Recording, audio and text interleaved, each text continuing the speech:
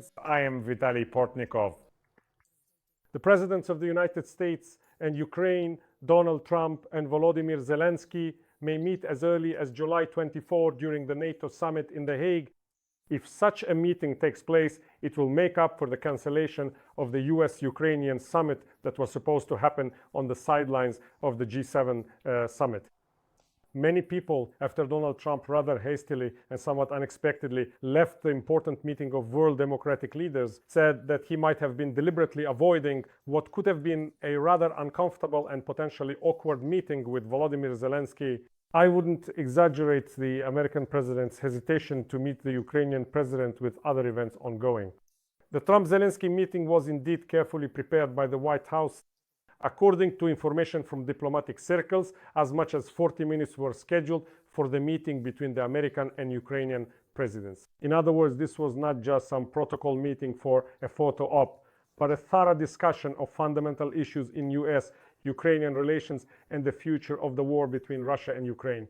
But it is worth noting that Donald Trump was also scheduled to meet with several other world leaders whose contacts are no less and perhaps even more important to him than the meeting with the president of Ukraine. For example, at the G7 summit in Canada, the president of Mexico, Claudia Sheinbaum, was present. The Prime Minister of Australia, Anthony Albanese, was present. The Prime Minister of India, Narendra Modi, was also present.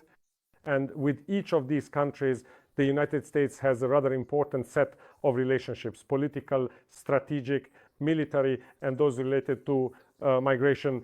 It should be noted that Trump even personally called Claudia Sheinbaum, the newly elected president, after leaving the G7 summit, and he promised her a separate, dedicated meeting. So it can really be said that Trump ran away, but not from Zelensky, rather from his colleagues in the Group of Seven. The thing is, the President of the United States simply does not feel very comfortable in the role of the leader of the world's largest democracy, because for him, the United States is the largest, but not so much a democracy as it is an economically and militarily powerful state. And when he meets with the leaders of countries who remind him that he is responsible not only for the economy, but also for democracy and values, the American president starts to openly get bored. Obviously, during phone conversations with Russian President Putin, he feels much more comfortable because both leaders don't talk about any so-called democratic values, but can discuss exclusively matters of deals that are beneficial for Trump. And these schemes are the only thing in life that interests the American president and those members of his inner circle who hope to use Trump to advance their own political careers and, of course, to enrich themselves. Thus, a completely different question now arises point blank. And will Trump and Zelensky meet during the NATO summit in The Hague? Again, this does not depend on whether Trump wants to meet with Zelensky, but rather on how comfortable the unpredictable American leader will feel during the meeting of the heads of the North Atlantic Alliance countries.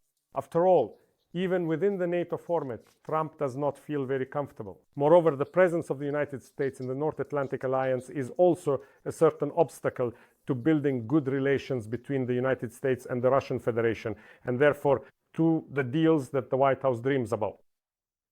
Currently, the Trump administration emphasizes that his stay in The Hague is scheduled, but no one knows what will happen in the coming days.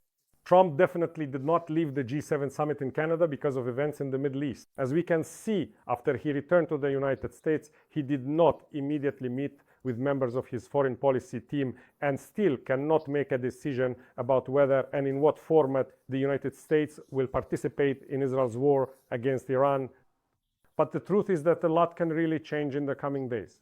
The involvement of the United States in Israel's operation against Iran could, unexpectedly for Trump, dramatically change the relationship between Washington and Moscow, and possibly between Washington and Beijing as well, bringing nuclear powers to the brink of a real major conflict.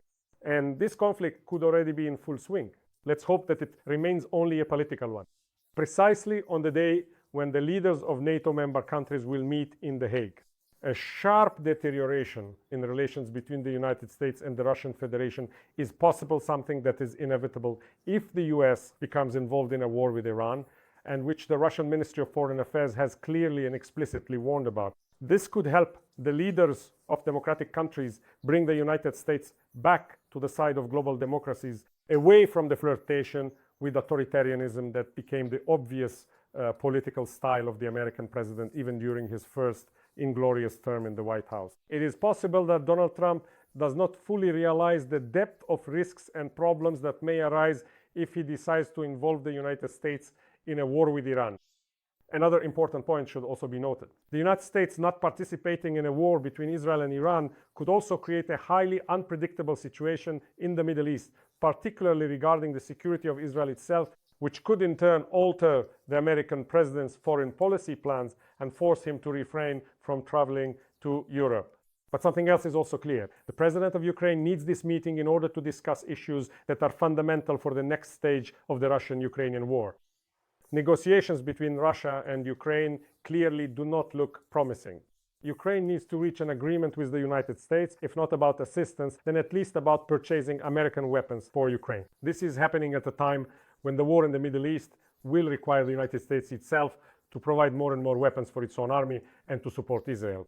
It is also necessary to discuss the issue of new sanctions against the Russian Federation. Of course, these sanctions will not actually have any real impact on the further course of the Russian-Ukrainian war, but they will serve as a signal that the United States is not ready for any kind of understanding with the Russian Federation, at least economically. If Russian President Putin does not abandon his ongoing war of attrition against our country.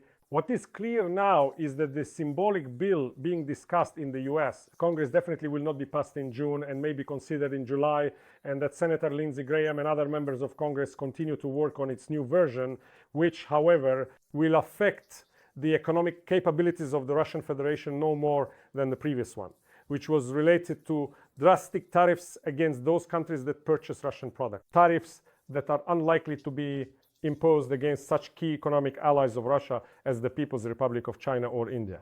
So a conversation with Trump is needed not only by Zelensky himself, but also by Ukraine and our European allies. But whether it will actually take place, no one knows today. Thank you, friends. Stay on this channel and subscribe to it. Subscribe to my social media, to the Patreon channel, Buy Me a Coffee and Donatello, which help support the development of these resources. Make use of the sponsorship feature right here on YouTube. Victory and peace to you. Good luck.